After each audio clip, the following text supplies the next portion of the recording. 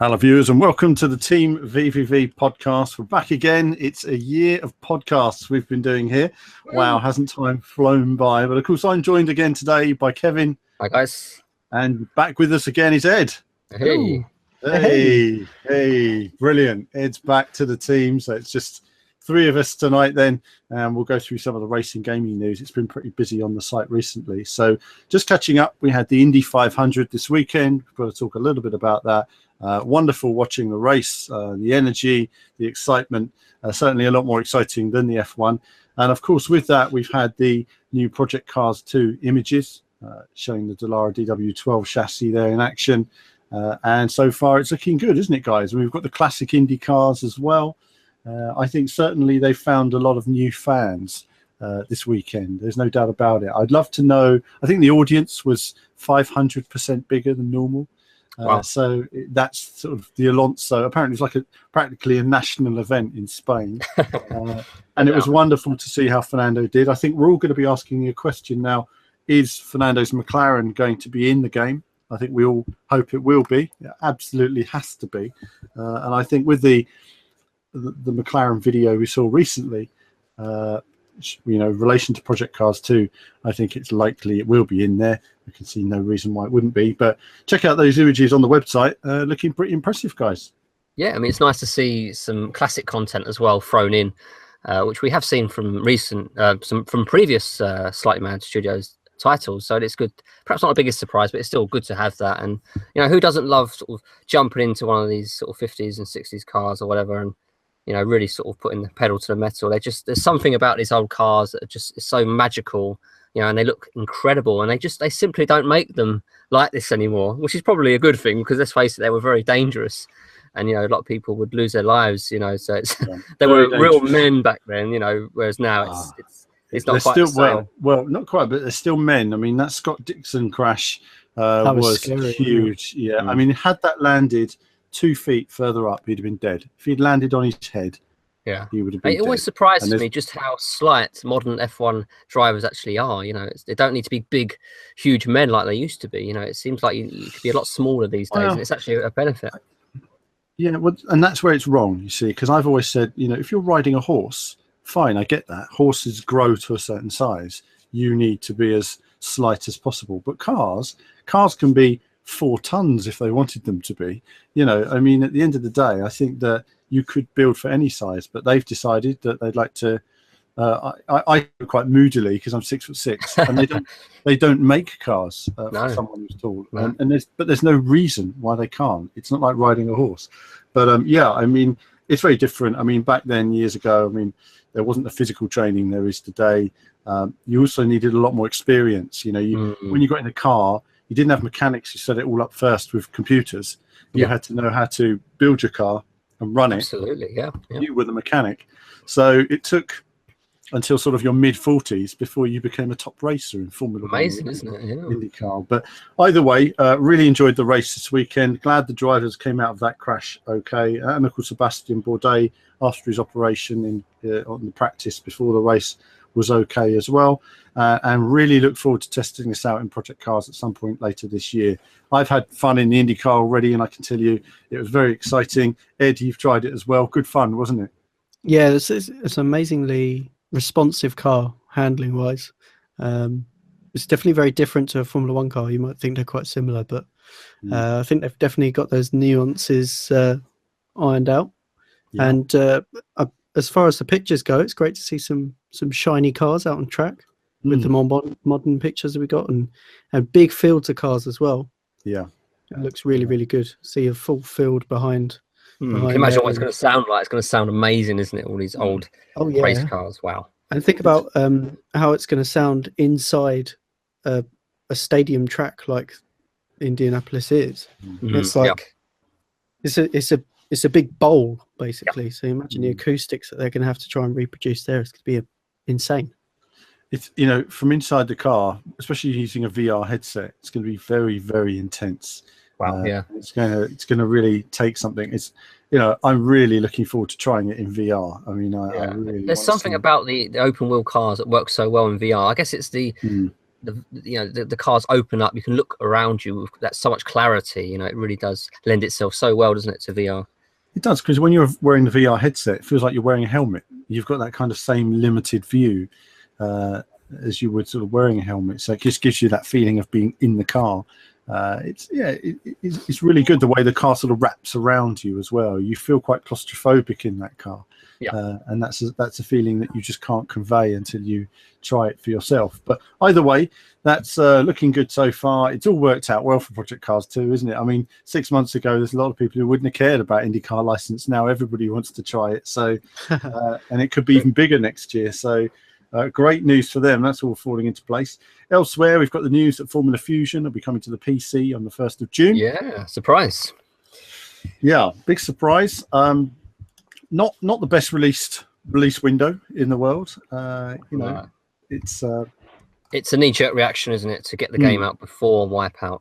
That's how it seems, and it's only PC only, where the console version will come at a later date. No news actually on when, but no doubt we'll get some confirmation soon. But is it a finished product? That's the worry, isn't it? Is it too soon? You know, that's something that we'll have to wait and see. I mean, I've played the development build. Certainly wasn't finished when I last played it. Needed a lot of work, so I'll have to try and see what the final release build is like, and I'll try that on release day. But it's got potential. It's really come along a long way, but it's still, what I played still needed work. So we're going to look at that once we actually have a proper hands-on and do a review. But either way, release window-wise, it's, you know, right before Wipeout Omega, which wasn't really a rival because that's on the PS4. Yeah, Do you think it's on the PC? Do you think that games developers think that they can release something on PC early or before it's necessarily as finished as they would want it for console because it's I think PC? so. Yeah, I think there is a bit of that going on, right? Because with PCs, you can patch stuff extra quick, whereas consoles takes an awful long time. So you can get away with a lot more, I'd say, on the PC platform. So I'm sure there's a lot of that going on, actually. Yeah. Do you think the audience on PC might be a bit more forgiving for games that are continued development? You see I that think a lot so. with, PC yeah, games. I mean, with the speed of patches, you know, I guess, you know, they are a little bit more sort of forgiving because they know they won't have to wait long. Whereas on the console, it has to be pretty damn good to start with. Otherwise, you know, people are really going to get their backs up, and rightfully so. You know, it's just one of those things, unfortunately. But you know, I can understand the decision from R8 Games to put this out. I can totally understand it, but it's just a worry of, you know, is it going to be too soon? Yeah, yeah. I think they've had to put it out there. I don't think they've had a lot of choice. I think they have to get it out there. I think it's taken longer to develop, perhaps, than they would have liked. I think they would have liked to have probably had it out, you know, good sort of last year, 6 to 9 months ago. Yeah, absolutely. Yeah. I think it's taken longer. They've had the 2-year window. It does feel like we've been talking about it for a long time. Yes. So, you know, it's here. It's going to be out on the PC. I don't think this is the end of the development process. But whenever we see the console version, who knows? It could be some time off yet. But where they had the market to themselves, now they've got Wipeout and Redout. Yeah. There's a couple of other titles as well. So it's a very crowded genre. So, you know, they can delay the console versions. That's fair enough. But as long as it don't come out alongside Redout, so they've got to be very strategic about when to release this game on the consoles, because it's going to be especially important on the consoles to, you know, to get those sales. And it's a tough one this year because there's so many racing games, there's so many quality racing games that no matter where you release, it's probably going to be a bit of competition either side. So it's a tough one. It is a tough one. I mean, we'll wait and see. But Formula Fusion, we'll come back to that in the coming weeks. Now, the next game, of course, we've had released today, MXGP 3. You've been playing it.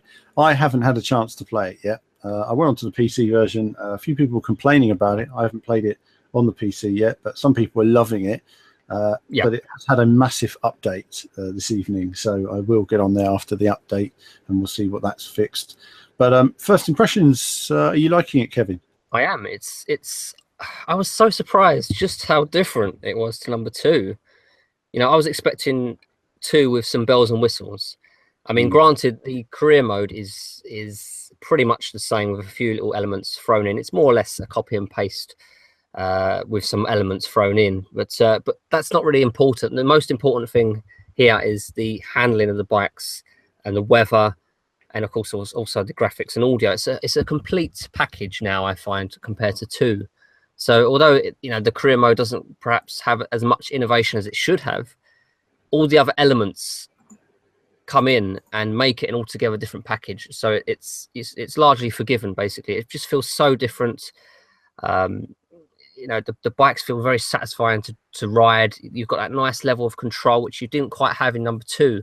Number 2, for me, it felt like the tracks were too narrow and the handling of the bikes were too jerky, especially in the first person view, whereas in number 3, it's very playable in the first person. And just overall, the steering of the bikes is very satisfying. You can get a nice degree of accuracy, which I found was lacking in number 2. And it just flows so much better. You jump higher, it seems. You have a more exciting viewpoint. The field of view has been changed, I think, and it feels more raw, which has really helped with the sound and the graphics. And of course, the ground deformation for me is the number 1 selling point. For me, it's surprisingly good and a massive improvement over number 2, definitely. Yeah, I know. I mean, obviously, what I played with it earlier this year was great fun. I liked graphically where they were going with it on the Unreal Engine. And obviously it runs at half the frame rate on the PS4, but it doesn't seem to have lost too much in the process. No. I look forward to trying it on the PC with the maximum frame rate and just getting into it. But no, I think it's a step, but it's a bigger step than we were expecting. I think we were disappointed of MXGP2, and I think MXGP3 will be better, but not without its limitations. And I think there's certainly a lot to build on, put it that way.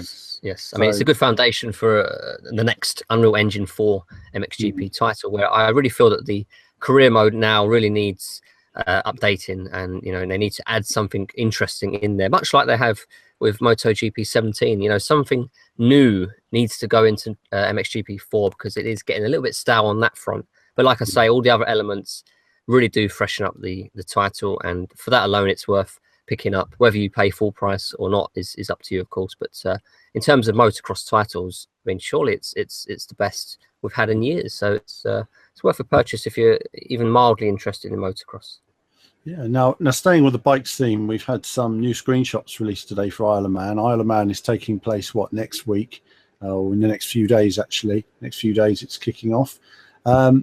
Obviously, we've all wanted to see an Isle of Man track. It's an epic, circuit, whatever it is, 10 times the size of the Nordschleife, whatever it is. About 3 times. Is it? It's huge. It's huge. And it's huge. That's all we need to know. I've watched laps on it. I mentioned this in the past on a sidecar, and it really was just crazy. Now, these screenshots, what do we think of them, chaps? You're having a look at these screenshots. Kevin, what do you think first? Yeah, I mean, much like the trailer we saw for WRC7, I was very impressed with the foliage.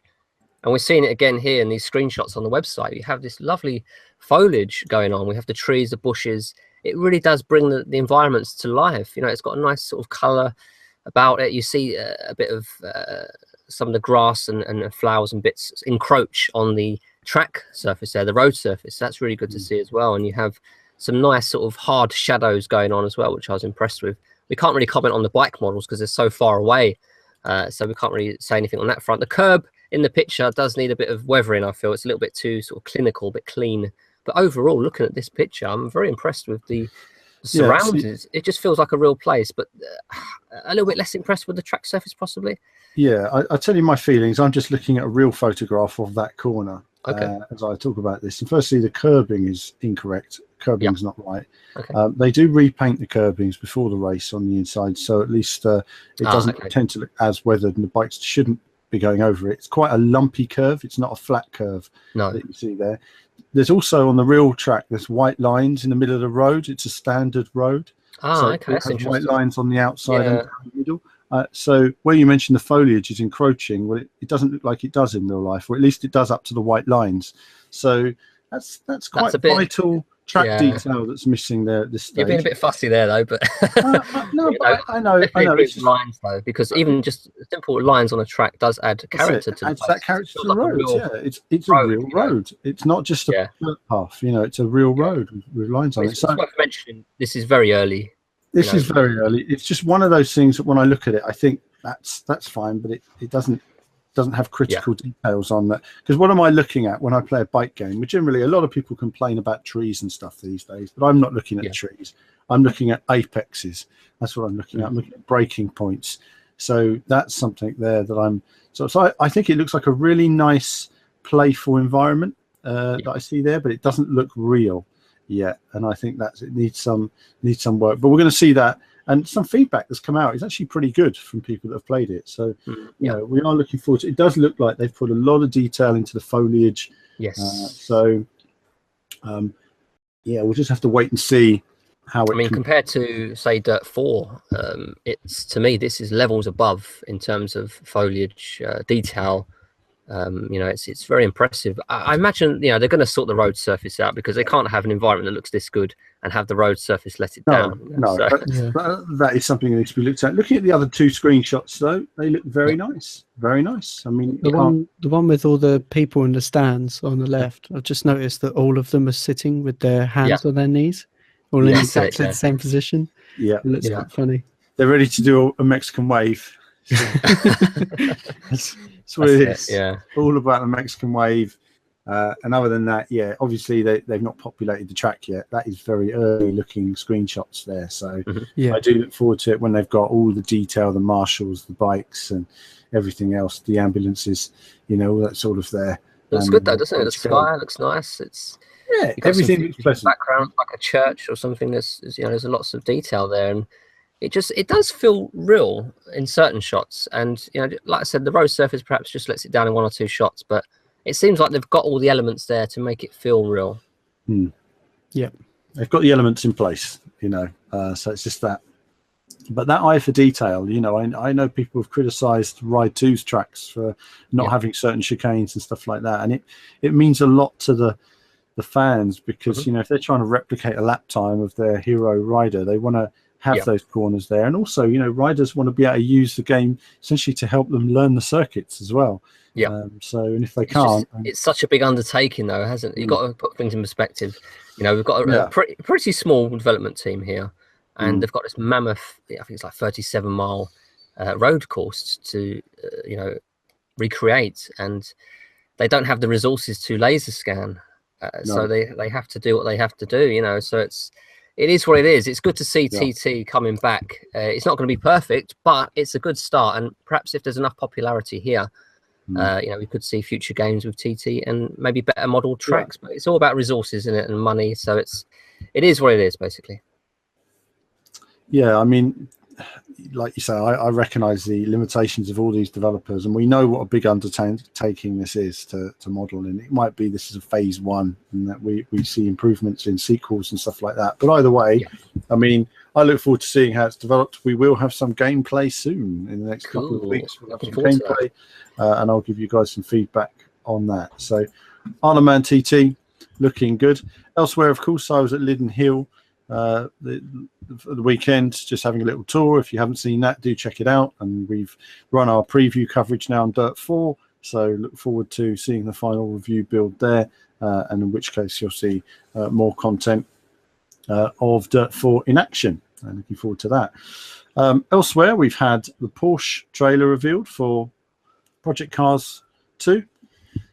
Again, the range of vehicles is spectacular. With modern and classic vehicles, it really is coming together in every way.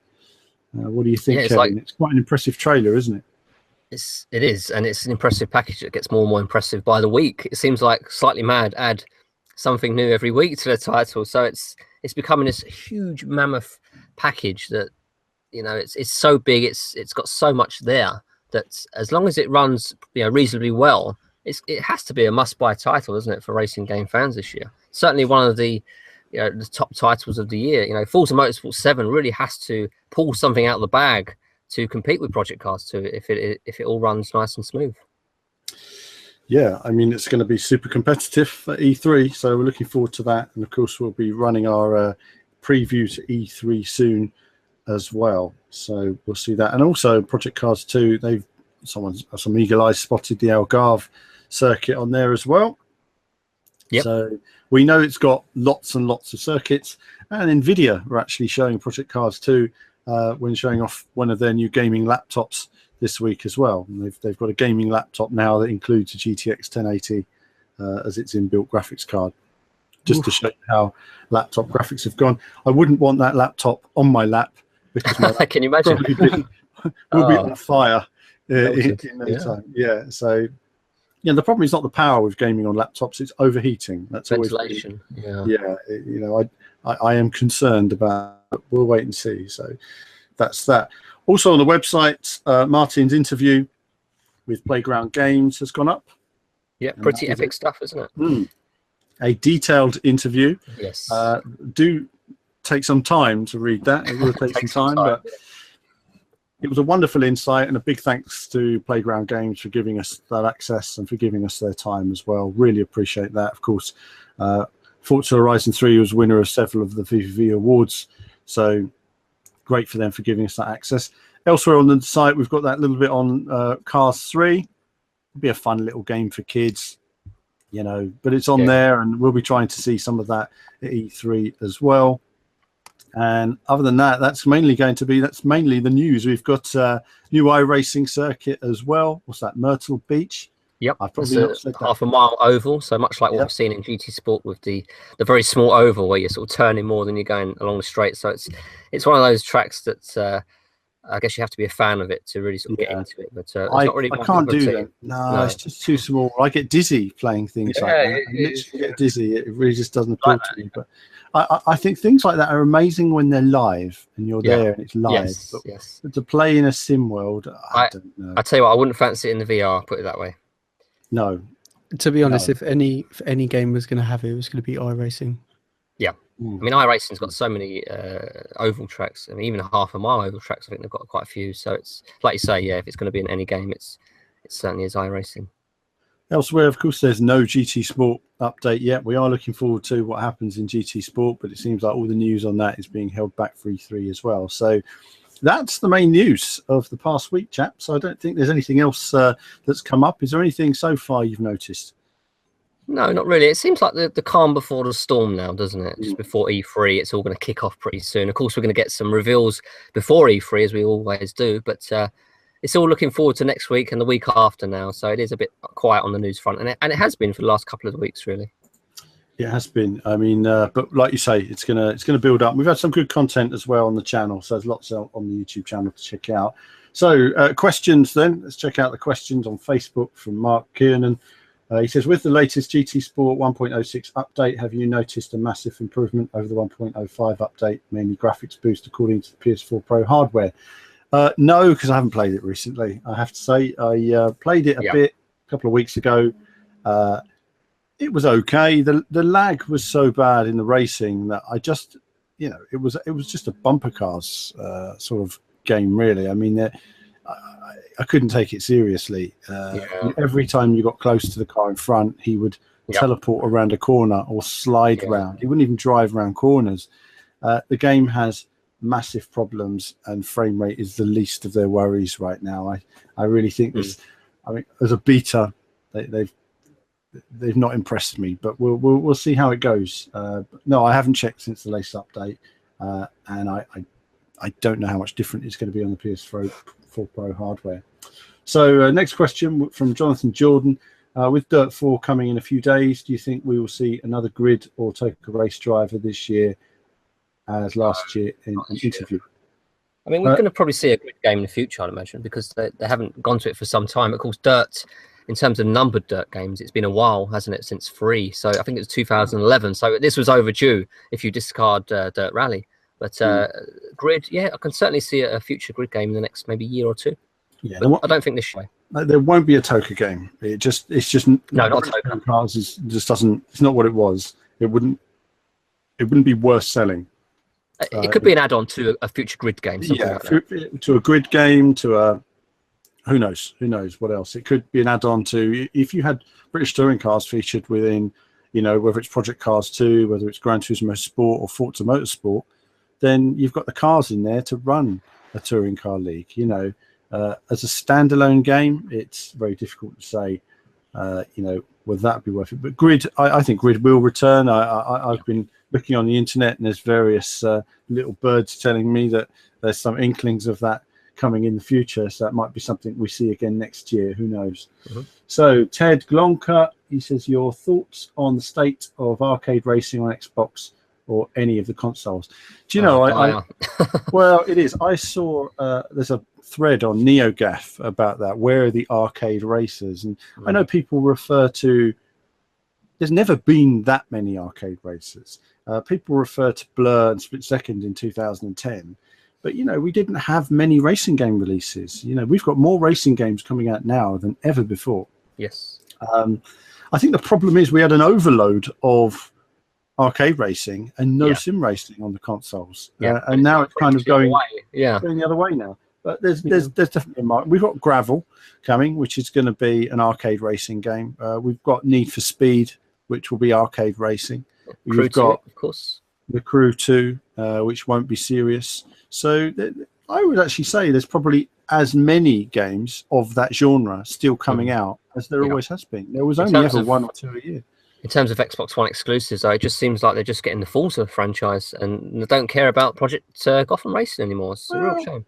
It is a shame, but, you know, I feel that Forza Horizon has filled that gap. I mean, Forza Horizon's a sort of, they call it a simcade, don't they? And I just want both. You know, why do we have to settle for one? Why is one enough? You know, I really want to see Project Gotham back. Project Gotham had its own identity, and we like that. You know, and I think it was nice to have something with its own identity and incredible games. It's a shame that we don't have those. I mean, like you say, Split Second in particular, I wasn't so keen on Blur, but I really liked Split Second. And when you complete it, these bulldozers drive around the city, and you know, it talks about Split Second 2 coming soon.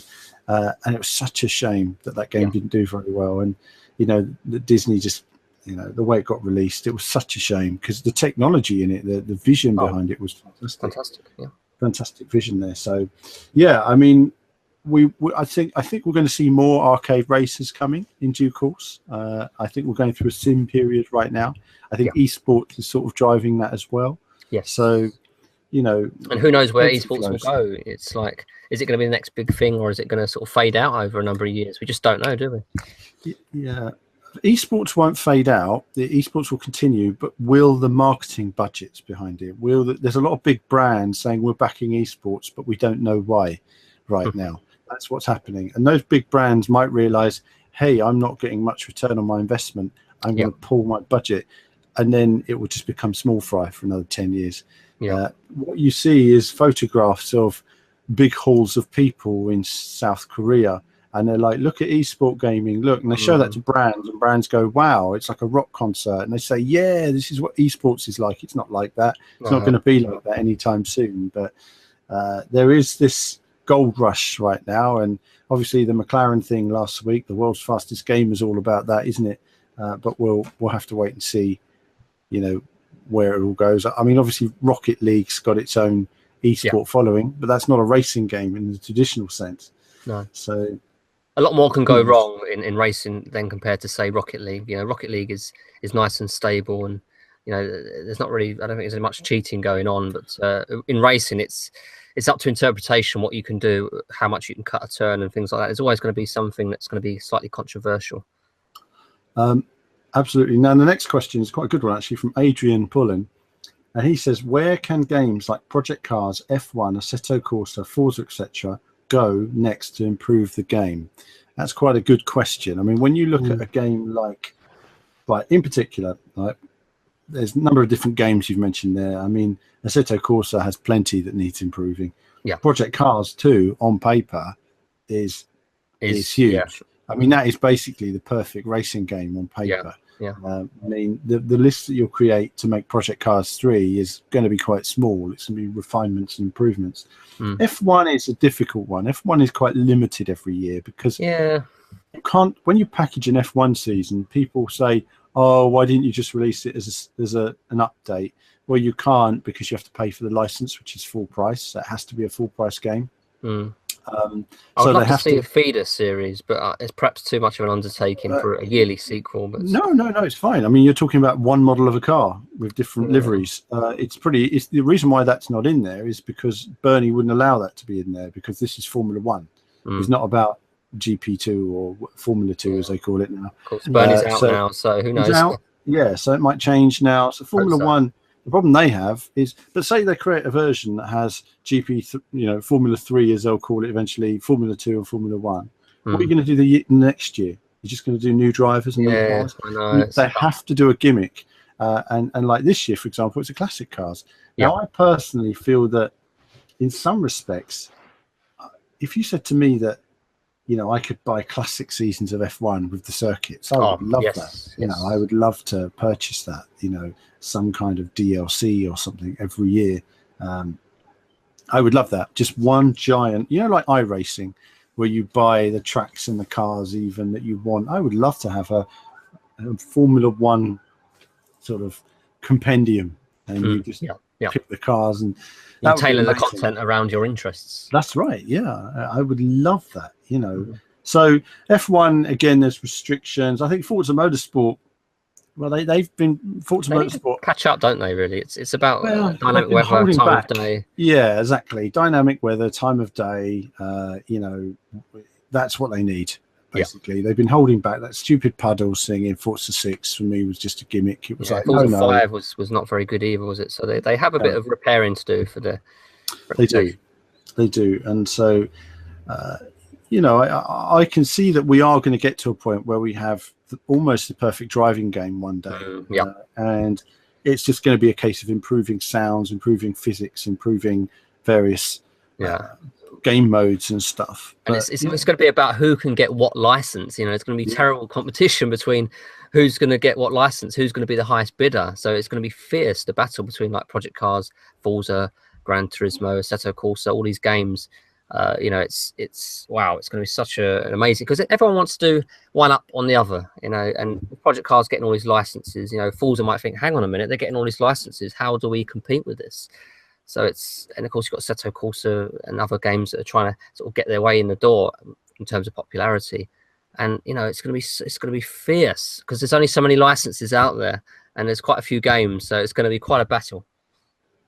Yeah, quite a battle. So there will, we can see one day there's going to be more and more limitations, but we're a long way from that, because every year graphics improve, technology improves, so the fundamental experience improves, and there's lots of other little gimmicky things they can add on. Exactly, as well. Because it's all going to be about content eventually. Once they have all the frame rate in place, the graphics, the audio, physics, it's going to be all about the content eventually. So it might be 5-10 years down the line, but it's going to be pretty intense. Yeah, so we're loads of improvements, not to worry right now. They all have a lot that they need to do and improve upon. Though Project Cars 2 does seem like quite a complete package. I just hope they can pull it all together. On to the next question then. Adam Lee, he's asked for favourite racetrack in a game, real or fantasy. I've always had soft spot for Road Atlanta and, of course, Silverstone. Right, what do you think, Kevin? Favourite racetrack? In fact, no, Ed, kick off. Ed, favourite racetrack. In a game and real life. Or real or fantasy? Real or fantasy? Oh, okay. So, really, I've got like 3 really, because I really love the Nürburgring for reasons that a lot of people will understand. I actually really, really love Laguna Seca as a track in games that I really love. And in terms of real life track, I think my favourite is probably Ebisu Higashi course, just because it's so high speed, and just the corner layouts and stuff is something that I really like. It just flows really nicely. See, you see, for me it's difficult. I like Brands Hatch. I've always liked Brands Hatch. I've liked the various corners. I like its flowing. I like its undulation. I think it's just a great circuit. I could do lots of laps there and always enjoy it. Fantasy wise, after it's hard, because when I dig into my mind of like the 10,000 tracks I've raced on, it's very difficult to pick out ones. There are tracks in different games over the years. Ridge Racer, for example, I think was the perfect track for me. I loved Ridge Racer. I thought it was an incredible circuit. There were some very good circuits in Ridge Racer 5. There was some. There was a circuit in Wipeout I really liked, set in Russia. I thought it was brilliant. Oh goodness me, it's hard to think about. I mean, right now, what do I play a lot at the moment? I suppose Brands Hatch and Spa is always a classic. You know, there's lots out there. The more, there's too many. There's too many. You'd have to sit down for an hour or two to really sort of go through it all, and even then, you probably wouldn't come up with an answer. No, that would be a good. But there are good tracks out there, suffice to say. So, Kevin, come on. When I think of fictional tracks, my mind casts to Gran Turismo. So High Speed Ring I like, and also the special stage Route 11. I think it was only GT1 and 2 had that. You had that horrible chicane at one point, and there was something about that track. It was such a challenge. And of course, in night time, Gran Turismo looks the best in my opinion, especially the early games. 11 might have been in 3 as well. Okay, cool. But those two tracks come to mind. I'll probably get told that I'm an idiot though in the comments. So I was Route 5 was cool though. I mean, saying that, yeah, I mean that's raised. I'm a big fan of the Daytona Advanced course. I'm a big fan of Gran Turismo of Trial Mountain. Ah, yes. Oh, another one is what's the other one called where you go through a deep forest? I think it is. That's another really good track. I love. Course, very good course. I like that as well. Yeah, I mean there are good courses out there, aren't there? I mean, you know, like you say, all these a lot of them are designed a long time ago, but they were very good courses. So yeah, that's our look at the various different courses. So next question, let's see. Michael Kemsley says Project Cars 2, Dirt 4 or GT Sport? Nice simple question there. All of them. Let's cop out. On that one. We love a bit of racing. You know what? They are all very different games, aren't they? Yeah, very much. As for the comparison, you know, we will play all of them quite literally. I mean, you've got your rally game there. You've got your specific esport game with loads of cars, and you've got Project Cars 2. Yeah. I would say if you're looking Project Cars 2, Project Cars 2 is the one I will put the most time into. But like you say, looking for fun, Dirt 4 is arcade, definitely arcade handling. You know, if you like game handling, I think it's the way forward. Such a good year for racing games. It really is. Looking forward to seeing what we've got in store. Just on Twitter, a few more questions we've got coming here. James Allen asks, what are your expectations for Baja Edge of Control? Yeah, interesting one. I have no idea. I haven't put a lot of time into it, but it was one of those games that it's a lot of fun. You have the physics. You get these sort of sections where you're going downhill, and you're almost in free fall at times. So it really does look quite amazing. But graphically, it did look very rough around the edges. So if there was going to be a racing game remake, this certainly was a good sort of candidate in terms of graphics improvements. But I don't know. It's one of those games that we say that it's not big enough to have a racing game, a standalone game these days. So it'd be interesting to see if there is enough market for it, and it could be a really good fun title though. It could be fun. It's got lots of potential. I mean, it's not really got any serious rivals, I guess. So there's that. Next question is from Josh. He says, what do you expect from Codemasters next year after the F1 2018? Maybe Grid 3, another rally game, something different. What do you guys think? Yeah, we touched on this earlier, didn't we? I wouldn't count out a Grid 3 title, put it that way. Yeah, I'd put my fingers and toes crossed for another Grid game. That'd be pretty sweet. Yeah, I think another Grid could come in the future. Obviously F1, but maybe something different. I think maybe there will be something different, but we'll have to just wait and see. It all depends because we know the Drive Club developers are working at Codemasters now. They'll be developing a new IP, and one will assume it's a driving game. So, what will it be? Will it be a sim or will it be an arcade? I think it'll be more arcade, but we'll wait and see. I have no idea, frankly. It's going to be good, I think, is what we can say. It's going to be good. It's going to be good. We know it'll be good.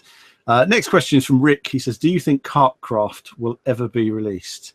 The eternal question. Yeah, I think there was some footage recently released for Kartcraft after about 6 or so months of silence, so it doesn't look particularly good. You know, I covered it in 2011. I think I started covering it. Wow. And I then covered it again at Gamescom, I think in 2015. They had that set up, didn't they, with the cart? In VR, with the cart, yeah. And here we are, another 2 years goes by. And it's nearly done, it's not done, it's nearly done, it's not done, nearly done. It really looked like it was coming together in 2015. But, you know, when you go back to when it was first shown, Kartcraft looked awesome. Yeah. But now it's getting to a point where it's going to look dated. I mean, you'll have had other car. I mean, saying that, there's still no perfect kart simulation out there. I mean, I think Project Cars still hasn't got there yet. They're still working on it. Is there karts in Project Cars 2? Do you know? I believe there is. Yeah, I believe it's back in Project Cars 2. So because we had a chat with Nick Hamilton about it, which hasn't gone on the channel yet, and Nick is saying that they're working on it, but you know, it's still not where he'd like it to be yet in terms of handling. So yeah, it was pretty off, wasn't it, for Project Cars 1? It was certainly a little bit too toy jerky. cars, weren't they? Yeah, toy cars. So there is that. Next question is from Vapor X. Well, we don't need the gun to our head, but name me the most underappreciated racing game in the past 15 years. Most underappreciated racing game is Driver San Francisco. There we go. That's the most underappreciated racing game. I think so. Definitive answer. Yeah, There's no other answers to that. It was pure genius. The online mode was absolute genius, and nobody understood. In fact, when we all walked into a room and saw it and thought, what is this? It looks rubbish, quite frankly. What is going on? And then we learned how to play it and realized how this game blows our minds in multiplayer mode. It really was genius. And the technology behind it was phenomenal. I mean, it's even better than a lot of games now. And yet, unfortunately, it didn't get marketed properly, so not many people bought it, which was a real shame because it was crazy good. So there we go. Let's answer that one. Nick Berry. Hi, guys. What's the problem with the Assetto Corsa 1.14 update on the Xbox? Had any problems, Ed? No, I haven't actually played it on the Xbox for a little while. I've been just concentrating on PC when I've been playing Assetto Corsa. I'll have to check it out, and maybe I'll see if I remember. I'll update you next week, or we'll see if we can find anything more out. Yeah, have a look into that. And I think that's it, guys. I don't think there's any more questions on Facebook. So I think, yeah, there's two more actually I've just found. There's Nima Moondust has asked, how uncompromising was the sim handling in Dirt 4? Did it have some arcade-ish feel to it? I think for me at the moment, the handling in Dirt 4, I didn't get enough from it to understand it fully, but I felt there wasn't enough force feedback. I think that was one issue where I felt that it wasn't communicating enough to me in terms of what's going on. But I won't be able to confirm that fully until I get it on my own rig and I can set it the way I want it and really get that. But the force feedback is something that, you know, when you're talking about full sim, you really do need that force feedback. It conveys so much detail. And I was finding that there wasn't enough of a rugged feeling when you got onto the bumpy parts of the track, because you really need to feel that texture change, and it just felt. And it's not like we have feedback on strong. We just need a slight sensation. Yeah, we don't need it on very strong to get that actual feeling. But if it's not quite there, then it is a bit jarring, isn't it? It is, and it felt a bit. You know, when you're going onto the dirt, it just felt very smooth. The car was just sliding, and it just didn't feel quite rugged enough. But that's just me and my quick impression. I mean, I might get the final game, do some laps, and think it's brilliant. So I have no idea yet. Suffice to say that we'll wait and see. So the only other question that was there was Boris Zelaskov, who asked if Zhelezkov.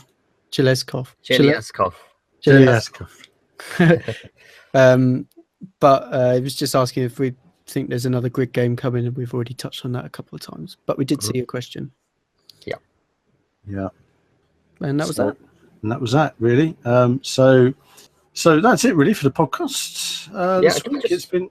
Yeah. I want to mention that we've got some more gravel coming up, as well as some MXGP 3, and I'll be working on some GT Sport as well. So do look out for that over the next couple of weeks. Exactly, and of course, preview to E3 will be coming up as well on the channel. So do keep an eye out for that. E3 is going to be massive, and we're going to try getting all the footage we can for you guys. So do look forward to that, and subscribe and keep up to date with what we're doing. And thanks for all of your questions tonight, and thanks for your time tonight, chaps. And that's it from now for us, and there'll be more from us very soon. Bye for now.